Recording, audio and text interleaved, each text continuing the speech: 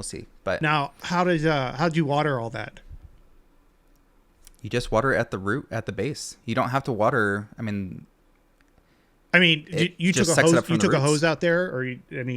you took a So I hose? just had a hose. So yeah, to your point, before we started the podcast, we were trying to talk about what should we focus on for this. And so as we're getting into gardening, water is definitely a topic that comes up because how are you going to water everything?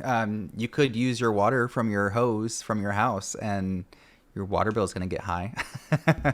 Or you can collect free water, but you got to know how you're collecting it. You got to have the space for it, that kind of Yeah. stuff. But so this year I didn't do any rain collection to water my garden at all.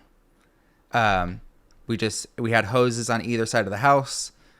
The hose on the right side of the house did this half of both garden beds, and then the hose on the other side did the other half with the trellises and the trees. So Okay.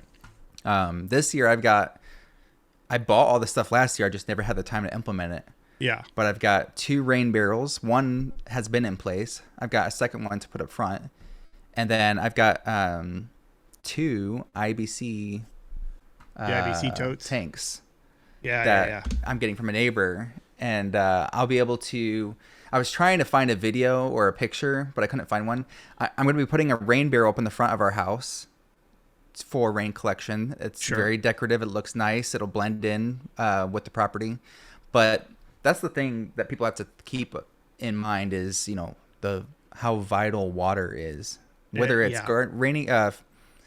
Whether it's maintaining a garden or just having a backup source of water. I mean, we live off water. So Yeah. That's huge. just put it around places that are gonna look decorative, or look at some space that's not being used. I've got a video here where I couldn't find a picture of my backyard and I just needed something. But underneath my deck, I have so much space that was just being wasted because I just put like a Christmas tree under there one year because I forgot to take it to the dump on time. Yeah. Yes, let's use those rain barrels and save our water bill, says Jamie Holt. Totally agree. That's Mrs. Prep and Patriot. Mrs. Prep and Patriot.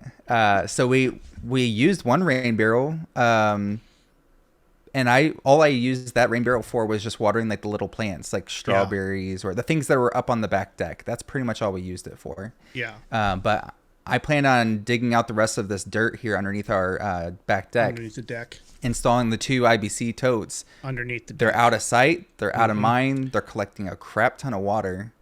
Yeah. And then I can disperse that. Now I'm probably going to have to get some pumps and that kind of stuff. And that's where I think you will have really good demonstration on that. So. Yeah, so I can get into that. Before I do though, when you get your IBC totes, if you do that, because that's what I do. I have IBC totes. I looked into getting like a 3,500 gallon just black tank, but they're like $3,000, and I can't find anybody to deliver them. They're huge. They're gigunda. They hold so much water. So they're huge. I can't find one, so I'm just considering buying IBC totes like that. And they're used on Facebook. The only thing, like when you're on Facebook and you're trying to look at them, like the guy I buy them from, he sells them dirt cheap. Like food grade, they had Pepsi syrup in them or Coke syrup in them. He goes $20 a piece. I'm like, I'm gonna take 12. So as soon as you get more, text me. Here's money for 12 right now. But what a lot of people do, because you can't just throw water in one of those totes because they're white, algae will grow. So you either want to paint them, or I found on Amazon they have IBC tote covers. They're just sleeves that go over the entire thing, black. I just black use cloth, those. No sunlight. I just use those because you don't want algae growing into your water. And then I also have some filtration. I have some filtration on mine. Let me actually pull up. Before you do, one last thing I want to bring up.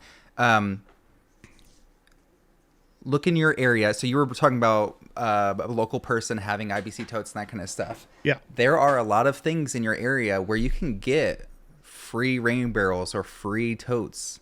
You just got to do some digging and actually look into it.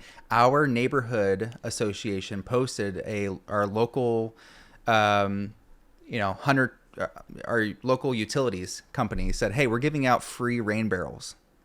So you just have to tell us, Like, we have some guidelines that we created, like, hey, try to use your water at nighttime rather than during the day where it's going to evaporate a lot faster, or do this, or do this, or do this, just to keep people more conscious about saving water.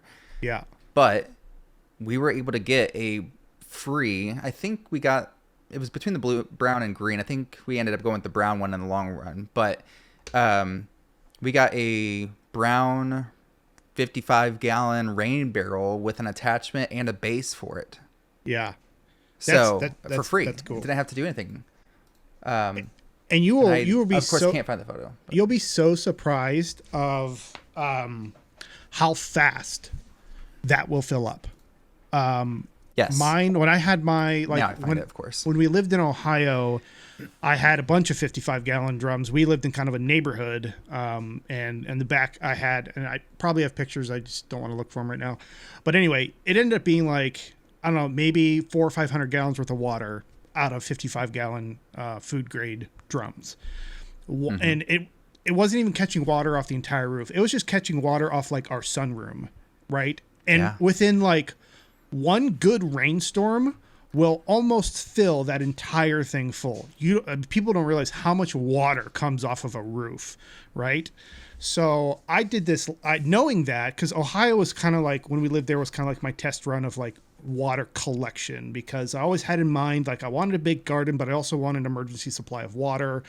Then I started researching, hey, can you drink rainwater? And there's like people in Arizona that's all they drink. Like, their entire property is just rain collection, and they pee, or they drink it. They use it for washing dishes. I mean, they filter it all. They run it through a whole house filter, but they do that stuff.